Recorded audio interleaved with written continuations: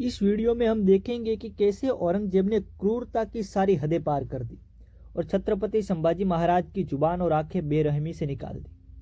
और आखिर संभाजी महाराज के पकड़े जाने की असली वजह क्या थी। देखिए इस दर्दनाक और रोंगटे खड़े कर देने वाले ऐतिहासिक अध्याय का चौंकाने वाला सच। औरंगजेब का ध्यान अपने सबसे बड़े दुश्मन छत्रपति शिवाजी महाराज के बेटे छत्रपति संभाजी पर था। औरंगजेब छत्रपति संभाजी महाराज को पकड़कर भयंकर यातनाएं देना चाहता था। औरंगजेब बीजापुर पहुंचा और दरबार लगाया। औरंगजेब ने धन का इस्तेमाल करके छोटे मराठा राज्यों को अपनी तरफ कर लिया। अब जीत बहादुरी से नहीं बल्कि सोची समझी तरकीब से हासिल की जानी थी। इसका प्रभाव यह हुआ कि मराठा बिखर गए और अपने भविष्य को लेकर अनिश्चित हो गए।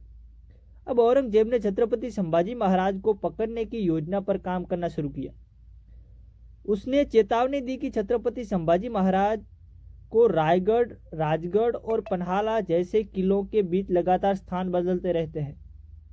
उन्होंने केवल मैदानी इलाकों पे पकड़ा जा सकता है। उसने छत्रपति संभाजी महाराज के परिवार, विशेष रूप से सिर के खानदान के छत्रपति संभाजी को पकड़ने की योजना बनाई।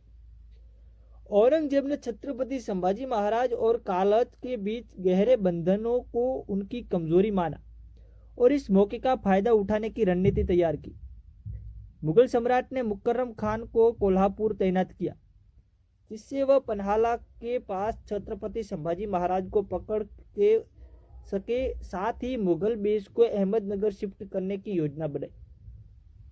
दूसरी ओर छत्रपति संभाजी महाराज येसुबाई राम राजा और अन्य सलाहकारों के साथ स्थिति गंभीर चर्चा कर रहे थे। मुगलों ने कई अहम ठिकानों पर कब्जा कर लिया था और उनकी सेनाएं रायगढ़ की पहाड़ियों तक पहुंच चुकी थी। उधर छत्रपति संभाजी महाराज अपनी रणनीति बना रहे थे। छत्रपति संभाजी महाराज ने कालसजी को पुर्तगालियों और अंग्रेजों से बातचीत के लिए भेजा था, लेकिन उन्हें वहां से कोई मदद नहीं मिली। इसी स्थिति में छत्रपति संभाजी महाराज ने निर्णय ले लिया कि वह 100 घुड़सवार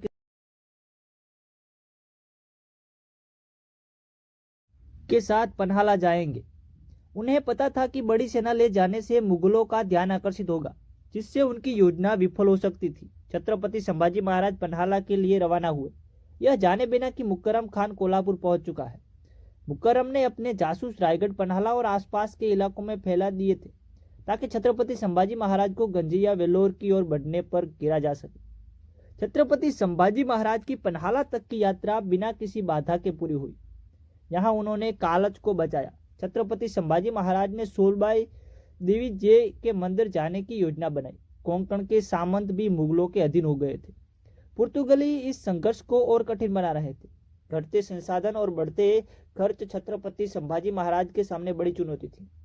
विशाल गढ़ से उतरते हुए छत्रपति संभाजी महाराज ने संगमेश्वर में अपनी सेना को पुनर्गठित करने की योजना बनाई। घने जंगलों और घड़ी चट्टानों से होते हुए छत्रपति संभाजी महाराज कोंकण पहुंचे, जहां उनकी घुड़सवार सेना घाटी के नीचे इंतजार कर रही थी। दूसरी तरफ मुकर्रम खान ने कोल्हापुर के पास हजारों घुड़सवार के साथ डेरा डाला हुआ था। मुकर्रम खान ने अपना जासूस को तुरंत रिपोर्ट देने का आदेश दिया। उसने 2000 तेज तुर्रार घुड़सवार का चयन किया, जो पहाड़ी युद्ध में माहिर थे। कोल्हापुर और पन्हाला के पास मराठा जासूस लगातार मुगलों शिविरों पर नजर बनाए हुए थे। इन इलाकों में हलचल सामान्य थी, लेकिन मुकर खान सतर्क था। वह जानता था कि कोंकण और बेलगाम के पहाड़ी क्षेत्रों में भारी घुड़सवार सेना या हाथियों का उपयोग असफल साबित होगा। छत्रपति संभाजी महाराज देवरू पहुंच गए। इस दौरान मुकर्रम खान को सूचना मिली कि वो पन्हाला से देवरू की ओर एक छोटी मराठा टुकड़ी जाती हुई दिखी। उसने अपने जासूसों के जांच का आदेश दिया। इसी बीच मुकर्रम खान अपने 2000 घुड़सवार के साथ संगमेश्वर के जंगलों में छत्रपति संभाजी महाराज को फंसाने के लिए आगे बढ़ रहा था। देवी के दर्शन के बाद छत्रपति संभाजी महाराज संगमेश्वर के लिए